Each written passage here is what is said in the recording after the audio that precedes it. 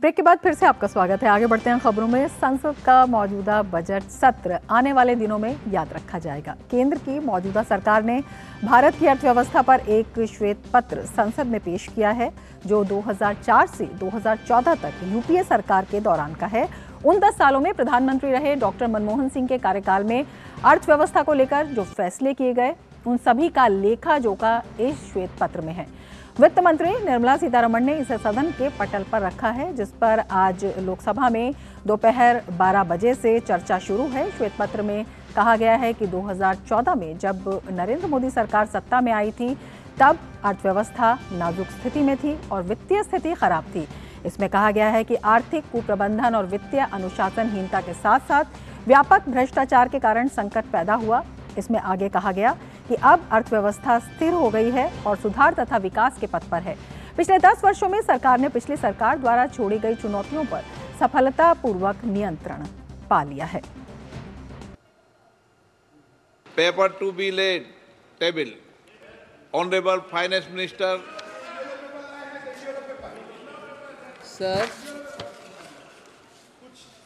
Sir I rise. श्वेत पत्र पेश करते हुए वित्त मंत्री निर्मला सीतारमण ने कहा कि यूपीए सरकार के आर्थिक कुप्रबंधन ने पूरे देश को अस्थिरता में धकेलने का काम किया। जिन गड्ढों को भरने में मोदी सरकार को 10 साल का समय लग गया है। वित्त मंत्री ने कांग्रेस पर नियम और नीयत साफ न होने का आरोप लगाया। When there was a global financial crisis and what happened post the COVID shows clearly that if the intent of the government is sincere, if नियत और नियम दोनों सही है तो अच्छा रिजल्ट मिलेगा। जब आपके नियत साफ नहीं है और आपके कार्रवाई भी साफ नहीं है, देश को इतना गंभीर अवस्था में छोड़कर आप चले गए। उसको सही करने में 10 साल माननीय प्रधानमंत्री जी मोदी जी का उनके डेडिकेशन के वजह से आज देश उभर कर आ रही है, पूरे दुनिया में सम्मान हो रही है। वित्त मंत्री ने कहा कि पूरी दुनिया ने देखा कि कैसे कॉमनवेल्थ गेम्स के दौरान करोड़ों रुपए का घोटाला हुआ। वित्त मंत्री ने कहा कि इसके विपरीत मोदी सरकार के कार्यकाल में दिल्ली में G20 के सफल आयोजन से वैश्विक स्तर पर एक सशक्त महाशक्ति के रूप में भारत उभरा है। ये सीरियस डॉक्यूमेंट है, इसमें सीरियस विषय है, इसको गंभीरता से ले। दिल्ली में ही 12 दिन का कार्यक्रम, उसमें कॉमनवेल्थ गेम्स के द्वारा पूरे देश में बदनाम हुआ, पूरे विदेश में बदनाम हुआ हमारा। मगर आज देखिए G20 60 प्लेसेस में पूरे भारत देश में किसी एक स्टेट को छोड़ा नहीं। वित्त मंत्री निर्मला सीतारमण ने कहा कि यूपीए ने कोयला घोटाला कर देश का बहुत बड़ा नुकसान किया। वित्त मंत्री ने यूपीए सरकार पर आरोप लगाते हुए कहा कि उनके कार्यकाल में गुटखा तैयार करने वालों को भी कोयला की खदान आवंटित किए गए थे। वित्त मंत्री ने साफ कहा कि सीएजी की रिपोर्ट से ये साफ है कि देश को इस घोटाले से 1.86 लाख करोड़ का नुकसान हुआ। यूपीए गवर्नमेंट ने कोल स्कैम के द्वारा भारत देश का भयंकर नुकसान किया, क्योंकि पीछे के दरवाजे से प्राइवेट कंपनीज को बेनिफिट दिलाने के लिए, और मैं इसमें सुप्रीम कोर्ट के विषय नहीं, मैं इसमें जोड़ रही हूं, मीडिया के रिपोर्ट के मुताबिक जोड़ रही हूं। उसमें गुटखा कंपनी को, गुटखा तैयार करने वाले को भी कोल माइनिंग में इन्होंने लाइसेंस दिलवाए। इतना गंभीर काम किया है। और सीएजी के रिपोर्ट में सीएजी के रिपोर्ट में यह बोला गया कोल स्कैम के ऊपर 1.86 लाख करोड़ का भारत के लिए नुकसान पहुंचाया। श्वेत पत्र में यूपीए सरकार की गलत नीतियों का जिक्र करते हुए उन्होंने कहा कि विभिन्न सब्सिडी के लिए तेल विपणन, खाद और खाद्य निगम को वर्ष 2006 से 2010 के बीच 1.90 लाख करोड़ रुपए के बॉन्ड जारी कर दिए गए और राजकोषीय घाटा और राजस्व घाटा बढ़ने के डर से इस कर्ज को छिपाया गया, जिसे अब एनडीए सरकार चुका रही है। बिना जांचे परखे लोन देने की वजह से यूपीए काल में बैंकिंग संकट गहरा गया था। बैंकों के एनपीए बढ़ने लगे थे और बैंक अंदर से खोखले हो रहे थे।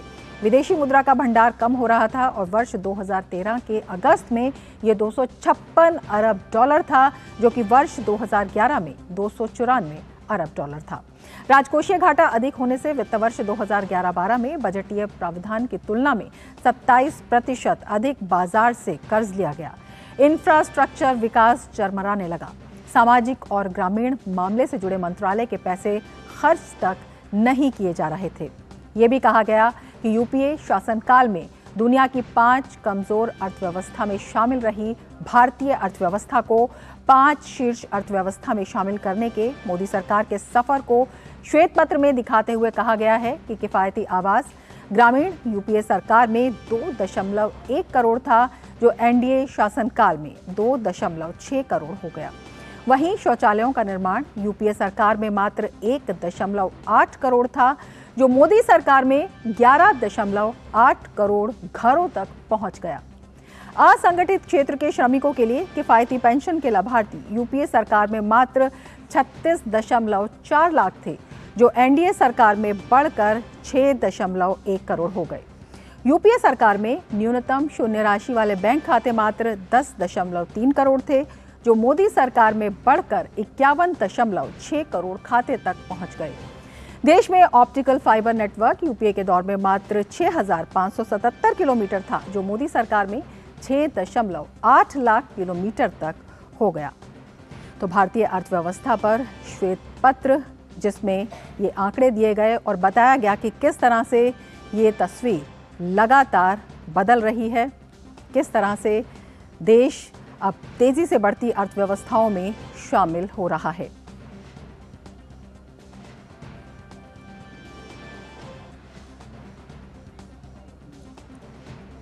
और हमारे संवाददाता शैलेंद्र मिश्र हमारे साथ और ज़्यादा जानकारी के लिए जुड़े हुए हैं। लोकसभा में शैलेंद्र, चर्चा हो रही है श्वेत पत्र पर, क्या जानकारी आपको अब तक मिल पाई है? जिस तरह के तथ्य दिए गए हैं, जिस तरह के आंकड़े दिए गए हैं, अपने आप उसमें दिखाई देता है कि किस तरह से लगातार देश की अर्थव्यवस्था आगे बढ़ रही है। और वित्त मंत्री निर्मला सीतारमण जब कहती हैं कि जब नीयत साफ हो, जब नीति स्पष्ट हो, तो अपने आप इस तरह की जो विकास की रेखा है, विकास का मार्ग है, वो लगातार आगे बढ़ता रहता है। रमा, हम जानते हैं कि 12 बजे से ये चर्चा शुरू हुई है और 4 घंटे निर्धारित किया गया है चर्चा के लिए लोकसभा अध्यक्ष की तरफ से, और उन्होंने कहा कि जरूरत पड़ी तो इसे आगे बढ़ा भी दिया जाएगा। वित्त मंत्री निर्मला सीतारमण ने चर्चा की शुरुआत की और तमाम महत्वपूर्ण बिंदुओं को सामने रखा। आपने सुनाया भी उनके तमाम बाइट्स को, जिसमें उन्होंने बताया कि किस तरह से यूपीए सरकार के आर्थिक कुप्रबंधन की वजह से उस वक्त जब उनको इसके बावजूद कि एक मजबूत अर्थव्यवस्था मिली थी, लेकिन 10 वर्षों में जिस तरह से आर्थिक तौर पर कुप्रबंधन किया गया, तमाम घोटाले हुए, उसकी वजह से एक ऐसा दौर आया जब मोदी सरकार आई तो उसे तमाम चुनौतियों का सामना करना पड़ा। और उन चुनौतियों के बावजूद तमाम ऐसे फैसले लिए गए हैं जिसकी वजह से आज अर्थव्यवस्था तेजी से आगे बढ़ रही है, मजबूत अवस्था में है। उदाहरण उन्होंने दिया कि किस तरह से उस वक्त की सरकार के समय में जब कोयला आवंटन हुआ था कि कैसे घोटाला होता था, और अब डिस्ट्रिक्ट मिनरल फंड बनाया गया है, उसमें तमाम राज्यों में जो जिले हैं उनमें विकास के लिए उस फंड के जरिए पैसा जा रहा है और उससे उस जिले का विकास हो रहा है जहाँ से खनिज का एक तरह से उत्खनन होता है, तो वहाँ उस जिले को फायदा हो रहा है। तो इस तरह से तमाम उदाहरण भी वित्त मंत्री ने दिए। निशिकांत दुबे बीजेपी के गोड्डा से सांसद हैं, वो अपनी बात रख रहे हैं। इससे पहले कांग्रेस के नेता ने अपनी बात रखी। तो हम देख रहे हैं कि 4 घंटे में सत्ता और विपक्ष के तमाम नेता श्वेत पत्र पर अपनी बात रखेंगे, लेकिन निश्चित तौर पर जिस तरह से आंकड़ों को रखते हुए श्वेत पत्र में आर्थिक कुप्रबंधन के बातों को बताया गया है, जब यूपीए की सरकार थी मनमोहन सिंह की अगुवाई में, कांग्रेस की अगुवाई में, तो निश्चित तौर पर यह दर्शाता है कि तब मजबूत अर्थव्यवस्था मिलने के बावजूद किस तरह से अर्थव्यवस्था को खराब हालात में छोड़कर यूपीए सरकार गई। बिल्कुल शैलेंद्र, केवल आंकड़े ही नहीं बल्कि जो कुप्रबंधन के साथ साथ जो करप्शन है उसकी भी जो है वो बात की गई है। हमारे साथ वरिष्ठ पत्रकार शुभमय भट्टाचार्य हमारे साथ खास मेहमान इस वक्त जुड़े हुए हैं। शुभमय जी, आपसे जानना चाहेंगे, जिस तरह के आंकड़े सामने आए हैं इस श्वेत पत्र में, अपने आप दिखाई देता है किस तरह का कुप्रबंधन था। कुप्रबंधन के साथ साथ जो करप्शन था वो भी चरम पर था। 15 के करीब इस तरह के घोटाले हैं जिनकी बात बताई गई है और जिससे देश की जो आर्थिक स्थिति थी वो उस वक्त डामाडोल हो गई थी और काफी नुकसान पहुंचा। जी हाँ, और खासकर मैं पहले जिक्र करना चाहूंगा कि श्वेत पत्र ऐसा चीज होता है जो कोई सरकार अपने पूरे एक विषय पर सघन डिस्कशन चाहते हैं, उस पर टिप्पणी चाहते हैं, तो तब उसका इशू किया जाता है। तो श्वेत पत्र का अपने आप में ही एक बहुत बड़ी अहमियत रहती है। और ये श्वेत पत्र आया है इस सरकार के इस 2 टर्म के बाद के ऑलमोस्ट खत्म होने वाले हैं टर्म, उस पे तो ये काफी एक अच्छा